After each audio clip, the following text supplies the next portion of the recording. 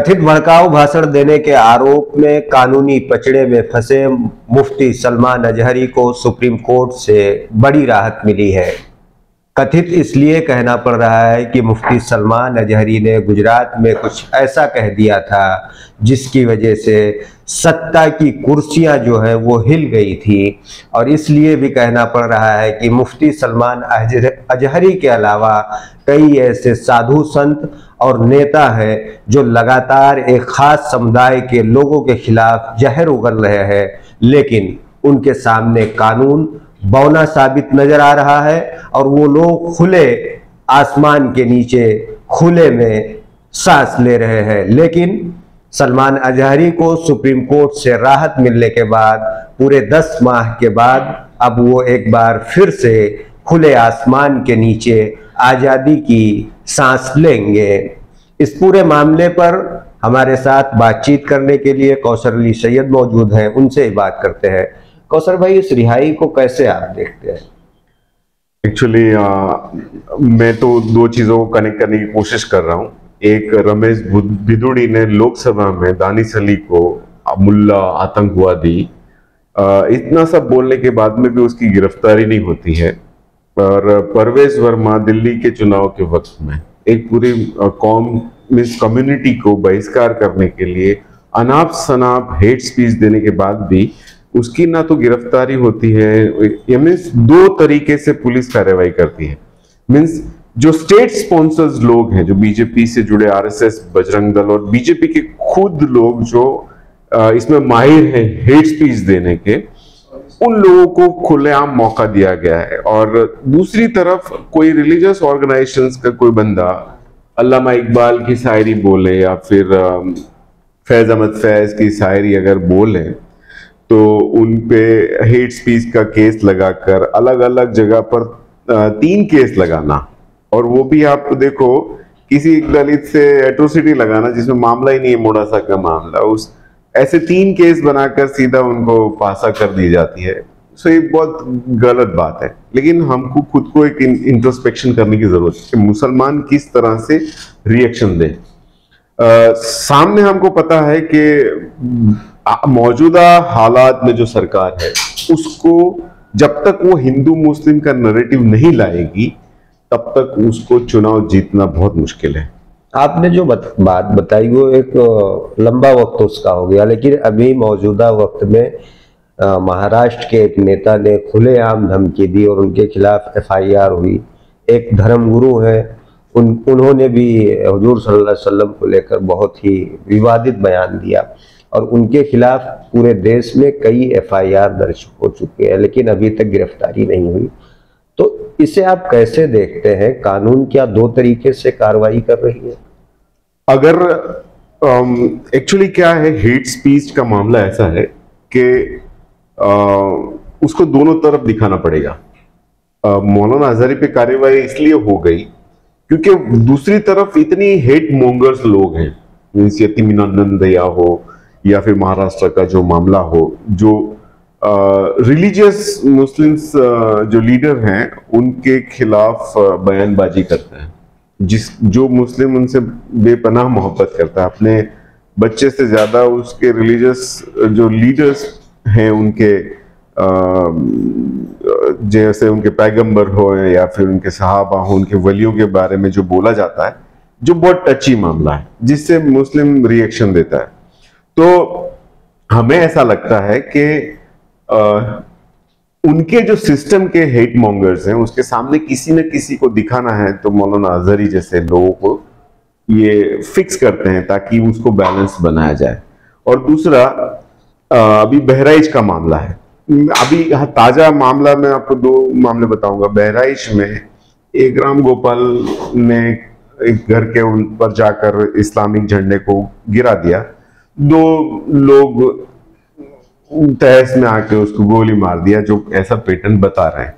तो वो जो 2 लड़के हैं जिनका एनकाउंटर हुआ, सरफराज और मोहम्मद करके, उनका एनकाउंटर किया। भाई एक बहुत बड़ा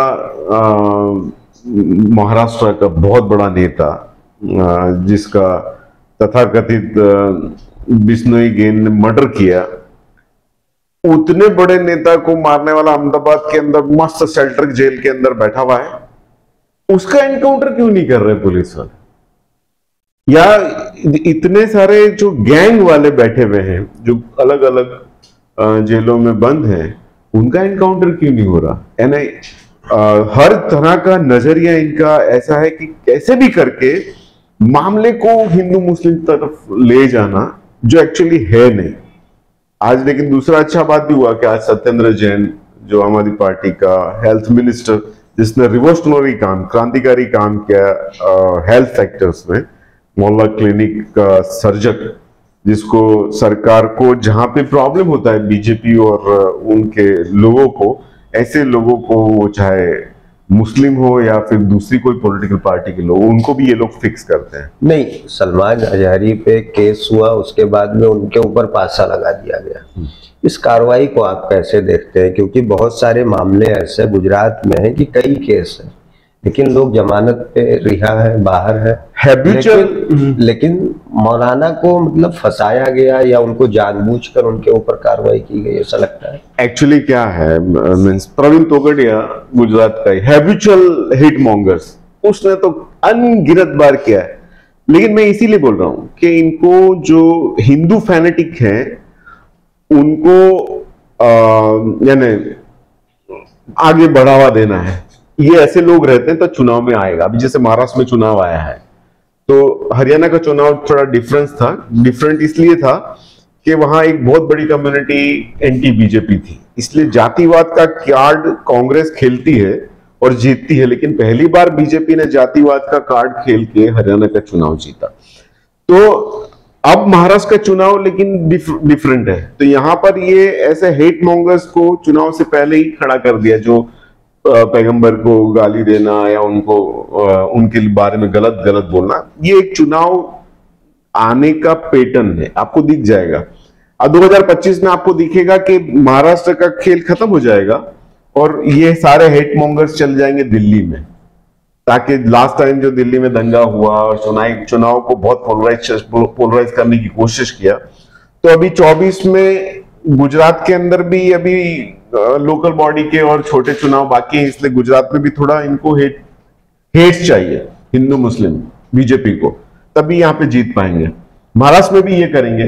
अब 2025 में आप आज तारीख देख लीजिए, 24 अक्टूबर है। 2025 में जब चुनाव डिक्लेयर होंगे उसके 6 महीने पहले प्रवेश वर्मा, रमेश बिधड़ी जैसे हिट मॉन्गर्स दिल्ली में जाके गंदगी फैलाएंगे और वहां दंगा करवाएंगे, ताकि जो आम आदमी पार्टी ने अच्छे काम किए हैं वो काम के बेस पे नहीं, लेकिन हिंदू मुसलमान के बेस पे दिल्ली का चुनाव जीतने की कोशिश करेंगे। और दिल्ली के चुनाव के साथ बिहार का चुनाव होगा, तो बिहार के अंदर भी वहां पर आप यही ऐसे बीजेपी के जो वो हैबिचुअल हिट मॉन्गर है गिरिराज सिंह, वहां पे वो चालू हो जाएगा हिंदू मुस्लिम का। तो जहां जहां चुनाव आने वाले होते हैं वहां बीजेपी अपने हिट मॉन्गर्स, ऐसे फितूर वाले पागल रेबिस के कुत्ते कटे हुए लोगों को उन राज्यों में भेजकर वहां हिंदू मुस्लिम दंगे कराने की कोशिश करते हैं, ताकि हिंदुओं को पोलराइज करके अपनी तरफ ला पाए। लेकिन अब लोग समझदार हो चुके हैं, मुस्लिम भी समझदार हो चुके हैं। मुस्लिम ने जिस तरह से लोकसभा के अंदर कोई रिएक्शन नहीं दिया और बीजेपी बुरी तरह से 240 पे आ गई है, लेकिन मुझे डर है जो मुस्लिम क्रिमिनल्स हैं यहाँ कांग्रेस के अंदर और पार्टी के अंदर, जो मुखबिर हैं, दलाल है बीजेपी के, वो बीजेपी का काम आसान करेंगे, या फिर कोई ऐसी पॉलिटिकल पार्टी ले आएंगे जिसमें मुस्लिम होंगे और उनसे बुलवाएंगे, ताकि वो एक नैरेटिव सेट कर पाए, एक हिंदू के सामने मुस्लिम को खड़ा करके सारे हिंदुओं के वोट एक तरफ कराने की कोशिश करेंगे। लेकिन मुझे नहीं लगता कि ये होगा, क्योंकि रेबिस के कुत्ते होते हैं सही में, जिसको काट जाता है, जिस नफरती कीड़े, वो कुत्तों के अंदर जब रेबिस आ जाता है तो उसको गोली मार दी जाती है, या उसको वो जिंदा नहीं रह सकता है। इंसान को भी अगर रेबिस हो जाएगा तो उसको भी जहर का इंजेक्शन देना पड़ता है। तो ऐसे नफरती कीड़े को जनता ऐसा इंजेक्शन देने वाली है, डेमोक्रेसी का हैवी डोज, कि ये नफरत वगैरह चलने वाला नहीं है। और लगातार आप देखिएगा महाराष्ट्र हो, दिल्ली हो, बिहार हो, जो आने वाले इलेक्शन है बीजेपी बुरी तरह से हारेगी। मुफ्ती सलमान अज़हरी के खिलाफ जब ये कार्रवाई की गई तो मुस्लिम समाज के लोगों में काफ़ी ज़्यादा एक नाउम्मीदी सी थी, लेकिन आज जो सुप्रीम कोर्ट ने फैसला दिया है उससे लोगों में कितनी उम्मीद कानून को लेकर जगेगी? ये तो खुशी होने की बात ही नहीं है एक्चुअली, ना दुखी होने की बात है। एक अल्लामा इकबाल या फैज अहमद फैज की शायरी उन्होंने बोली थी कि आज उनका दिन है और हमारा भी दौर आएगा, लेकिन फैज अहमद फैज तो उससे भी आगे बढ़ के बात करते हैं कि तख्तो ताज उड़ाए जाएंगे, तो इनके तख्तो ताज उड़ने वाले हैं।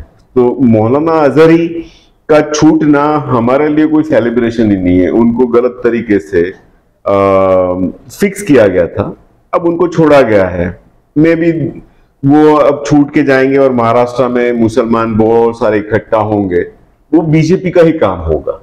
इस ज्यादा मुस्लिम का पोलराइजेशन होगा, वहां कुछ ये बोलेंगे, सामने कोई हिंदू फैनेटिक का एक रिस्पॉन्स आएगा तो वो ये कुछ भी बोलेंगे, इसको नफरत के अंदर काउंट किया जाएगा, क्योंकि हिंदुओं को तो हिंदू जो फैनेटिक है उसको पूरी आजादी है। वो तो लोकसभा में रमेश बिधूड़ी ने बता दिया या परवेज वर्मा ने बता दिया, इनके सांसद ही हेट मॉन्गर हैं। तो एक आम हिंदुओं को पोलराइज करने के लिए ये खेल हो रहा है, और फिर इसमें जाने अनजाने में मौलाना अजहरी का भी इस्तेमाल महाराष्ट्र के चुनाव में वो कुछ भी बोलेंगे, फिर भी उनका इस्तेमाल अलग तरीके से बीजेपी करने की कोशिश करेगी, इसलिए अभी उनको निकाला गया है। तो आप क्या उनको सलाह क्या देंगे? उनको सलाह ये है, एक्चुअली बरेलवी मौलाना जो है वो बहुत जज्बाती तकरीर करते हैं, उनका इंटेंशन होता नहीं है किसी को बुरा साबित करना, लेकिन उनका लहजा, उनका तकरीर करने का तरीका ऐसा है। कोई भी जैसे अपने गुजरात के मौलाना मदनी साहब के हाशमी बाबा, उनके छोटे भाई, वो भी उनके जमाने में इसी तरह तकरीर करते थे। तो हिंदुओं को समझने की जरूरत है कि भाई मुसलमानों का, बरेलवी का जो तबका है उसका ऊंची आवाज में तकरीर करने का तरीका है, वो कोई हेट बात नहीं बोलते, लेकिन वो समझ में आएगा आने वाले वक्त। नहीं, जैसे आपने बोला कि बीजेपी अगर रिहा उनको करवा रही है या कर रही है तो कहीं ना कहीं राजनीतिक फायदे के लिए, तो ऐसे में उनको क्या सलाह देंगे कि उसकी वजह से फायदा ना हो? मौलाना अजहरी को एक तो अभी महाराष्ट्र में, बॉम्बे में जाके कोई बड़ा सेलिब्रेशन नहीं करना चाहिए। अगर वो सेलिब्रेशन करेंगे और बात आगे बढ़ेगी, उनके जो समर्थक लोग हैं, उनके मुरीद हैं, उनके चाहने वाले लोग हैं, वो जज्बात में आके कुछ बोलेंगे, उसके वीडियोस बनाए जाएंगे और फिर आरएसएस अपनी शाखाओं के जरिए, विश्व हिंदू परिषद और बजरंग दल के उन वीडियो का इस्तेमाल महाराष्ट्र के चुनाव में करेंगे। तो मौलाना अजहरी को अगर कोई बात करनी है तो डेमोक्रेटिक तरीके से करनी है, कॉन्स्टिट्यूशंस के राइट्स के हिसाब से उनको बात करनी है, क्योंकि मामला पेचीदा है। बीजेपी महाराष्ट्र में हार रही है। मैं तो एमआईएम के लोगों को भी बोलना चाहूंगा कि महाराष्ट्र में जाकर वो ऐसा कुछ बयान ना दे ताकि कोई गैर मुस्लिम उस बयान को, बीजेपी वाले उस वीडियो को उस तरह से दिखाने की कोशिश करें, क्योंकि हेट मॉन्गर्स जो हैं वो फियर मॉन्गरिंग करते हैं, मुसलमानों के खिलाफ डराना, बात करना। सो मैं यही चाहता हूं कि मामला हिंदू मुस्लिम ना हो और बात मुद्दों पे हो जाए, बेरोजगारी, गरीबी, है ना, हिंदुस्तान यानी हंगर इंडेक्स में 107वें नंबर पे है। सो इसकी बात हो, क्योंकि मामला अभी इंटरनेशनली मोदी गवर्नमेंट को ट्रैप में ले लिया है। कनाडा का जो पीएम है, उन्होंने अभी जो वहां कैनेडियन नागरिक को जिस तरह से मारा गया और ये चुनाव के अंदर लोकसभा में बड़ी बड़ी बातें करी कि हम लोगों ने वहां भी ये कर दिया। सो ये ऐसा चाहते हैं कि गुजरात में जो इन्होंने किया है वैसा ही प्रयोग हम यूपी में, बहराइच में करेंगे, महाराष्ट्र में करेंगे। तो इन्होंने तो सोच रहे हैं कि हम अमेरिका और कनाडा इंटरनेशनल पॉलिसी भी हम जो गुजरात में जो प्रयोगशाला में काम किया उसी तरह करने जाएंगे, तो ये फंसेंगे और अभी फंसे हुए हैं। तो इंटरनेशनली इंडिया के जो अजीत डोभाल और ये जो खालिस्तानी मूवमेंट का जो बात चल रहा है, तो उसमें इंग्लिश अखबारों के अंदर जो खबरें आती हैं तो वो तो बहुत खतरनाक खबरें हैं। वो खबर इंडिया के लोगों तक ना पहुंचे इसलिए हेट मॉन्गरिंग का और हिंदू मुस्लिम का, एक जाति को दूसरी जाति से लड़ाने का, उसमें फंसाए रखना है ताकि हंगर इंडेक्स को लोग भूल जाएं, माल न्यूट्रिशन को भूल जाएं, बेरोजगारी को भूल जाएं, गरीबी को भूल जाएं। और हमेशा गोदी मीडिया ने तो बहराइच के अंदर इतना गलत काम किया था, जो भोंपू बने थे बीजेपी के, वो ये दो लड़कों के लिए ऐसा बताया कि वो जो गोपाल था उसके नाखून खींचे, उसके चमड़ियां खींची, उसकी आंखें निकाली। इस तरह से गोदी मीडिया अपना भोंपू बजा के हेट चीजें फैला रहा था। एक्चुअली ऐसा कोई मामला ही नहीं था। पोस्टमार्टम की रिपोर्ट कल आई तो उसमें डॉक्टर्स ने बताया कि उसको ऐसा कोई प्रताड़ना नहीं दी गई। तो वो मामला ये कर दिया कि पूरे बहराइच के एरिया के गांव के अंदर मुस्लिम गांव छोड़ छोड़ के जाने लगे। इसलिए मैं तो हिंदुस्तान की हिंदू मुस्लिम जनता को ये बोलना चाहता हूं कि आपको कोई लीडर, पॉलिटिकल हो या रिलीजियस लीडर हो, या अपने आप को जनता का हितैषी समझता हो, अगर वो आपको फियर मॉन्गरिंग करता है, अगर कोई मुस्लिम लीडर है और वो मुसलमानों को डरा रहा है बीजेपी के खिलाफ या आरएसएस के खिलाफ, या हिंदुओं को मुसलमानों के खिलाफ डरा रहा है कि ये लोग होने से तुम्हारे को ये तकलीफ होगी, तो ऐसे डरने की जरूरत नहीं है। फियर मॉन्गरिंग जो होते हैं वो हेट मॉन्गर्स लोग ही फैलाते हैं, जैसे परवेज वर्मा ने दिल्ली में फैलाया था। इसलिए जनता ये सारे चाल को समझ लेगी तो मेरे ख्याल से हमारा देश तरक्की करने लगेगा। जो आज जो गरीब लोग हैं, जो गरीबी की बात नहीं कर रहे और हेट हिंदू मुस्लिम के बहस में फंस रहे हैं, और गोदी मीडिया को तो बैन लग जाना चाहिए। बहराइच की जो खबर है जो उन्होंने फैलाई थी गलत, उनके ऊपर केस होने चाहिए ताकि वो तो एटलीस्ट टीवी में बंद हो जाए हिंदू मुस्लिम करवाने का। ये रेप केस के अंदर 5 लोग पकड़े होंगे तो एक मुसलमान होगा तो वो उसी का नाम फ्लैश करते जाएंगे, है ना। इतना गलत चीजें हैं। और मुसलमानों को इन सारे केसेस जो उनके साथ बनते हैं, उस सारे केसेस को नोट डाउन करके उन सारे हेट मॉन्गर्स, मीडिया भोंपू बजाने वाले लोगों के ऊपर एफआईआर करें ताकि ऐसी चीजों पर कंट्रोल हो। मुफ्ती सलमान अजहरी के रिहाई के बाद मुस्लिम समुदाय के लोग खुशियां मना रहे हैं, वहीं दूसरी तरफ कौसर अली सैयद इस पूरे मामले को राजनीतिक नजरिए से देख रहे हैं और साथ ही साथ ये भी सलाह दे रहे हैं मुफ्ती सलमान अजहरी को इस मौके पर कोई जश्न नहीं मनाना चाहिए, ना ही कोई बड़ा जलसा करना चाहिए, जिससे बीजेपी को आने वाले दिनों में जो महाराष्ट्र का इलेक्शन है उससे फायदा मिल सके। ऐसे में देखना दिलचस्प होगा कि कौसर अली सैयद के इस अपील को मुफ्ती सलमान अजहरी कैसे देखते हैं।